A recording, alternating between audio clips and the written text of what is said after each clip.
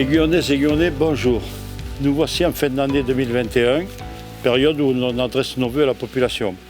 Il ne nous est pas possible de vous inviter à une grande réunion à la salle des fêtes, puisque la Covid-19 et ses variants nous posent des problèmes et sont de plus en plus dangereux. Nous avons donc choisi ce format pour nous adresser à vous.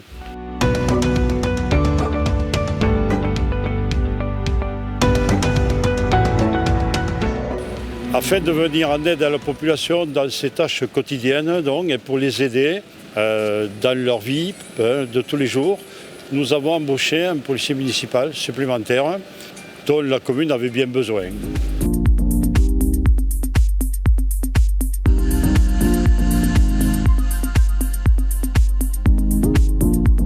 Nous sommes dans la salle de cinéma, donc pour quelle raison? Parce que nous avons un projet d'aménagement de la salle de cinéma. Nous avons une association qui fonctionne bien. Notre idée, c'est de construire 2 autres salles et un espace à vivre. Voilà pour l'activité cinéma. Ensuite, notre objectif, c'est de continuer les travaux dans l'aile nord du château, donc des commerces, l'aménagement d'espace pour les commerces au rez-de-chaussée et la construction de logements au 1er et 2e étage. 13 logements destinés aux élèves du lycée, aux professeurs. Ensuite, nous avons l'aménagement de la place Espio qui sera aménagée en parking de manière à faire des activités culturelles. Un autre projet qui nous tient à cœur, c'est la construction du projet de maison de santé pour la commune d'Aiguillon. Nous avons dernièrement réuni toutes les professions de santé de la commune, avec le laboratoire, avec les kinés et toutes les autres professions de santé, pour justement se mettre d'accord sur la rédaction d'un projet de maison de santé que l'on devra remettre avant la fin du mois de juin 2022.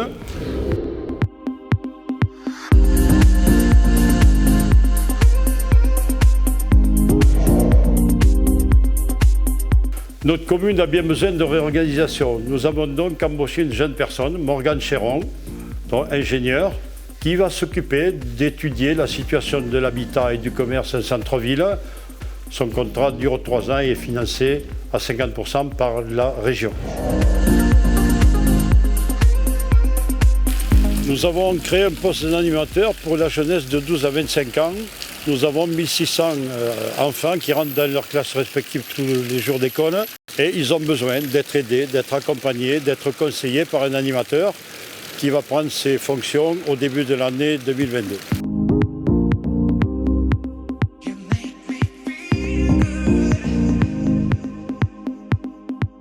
L'immensité des travaux entrepris en centre-ville ces dernières années a contraint certains commerces à la fermeture. Aussi, aujourd'hui, nous organisons une opération de revitalisation du centre-ville en installant des commerces essentiels, soit sur l'aile nord du château ou au château d'eau, à l'espace donc de l'ancien Lidl, où il y aura une supérette et un boucher. Nous sommes à la cité Lalanne, donc cité où nous avons refait les places et les rues, de même que Bernard-Fort, la Cibadère et la Gravis, ainsi que l'impasse des Cerisiers et le parking du stade Louis-Jamet. Ces endroits avaient bien besoin de rénovation, nous l'avons fait.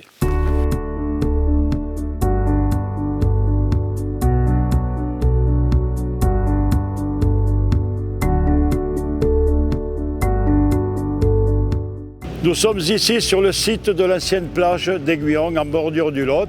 Plage qui a fait le bonheur de nombreuses générations des années 50 aux années 2000. Aujourd'hui, notre intention, c'est de réouvrir la plage, mais de manière moderne, adaptée donc à la jeunesse du moment. Nous allons donc remettre du sable, prendre un maître nageur pour donner des cours de natation aux jeunes, et puis rouvrir un snack où l'on pourra se restaurer, où l'on pourra se rafraîchir, et ouverture prévue pour la mi-juin 2022. Ensuite, nous avons comme projet donc, de construire un pôle multimodal aux abords de la gare. Cet espace destiné à la construction de parking sera créé pour sécuriser l'arrivée et le départ des 14 bus qui viennent amener les élèves à la cité Stendhal.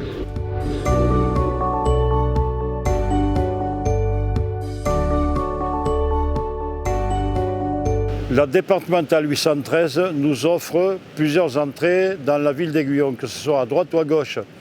Ces entrées sont souvent dangereuses. Pour cette raison-là, nous avons proposé de construire un rond-point au carrefour du stade Louis-Jamet Cela nous permettrait d'abord de sécuriser en faisant ralentir les véhicules qui roulent sur cette départementale et ensuite permettre donc une ouverture vers la zone d'achalandise de l'Intermarché et vers la zone d'habitation ainsi que la zone d'activité du Fromadan.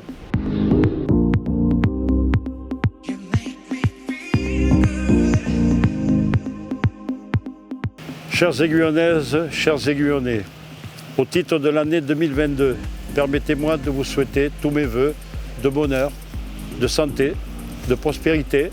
Et par ces temps de violence et d'incertitude, je vous souhaite la paix.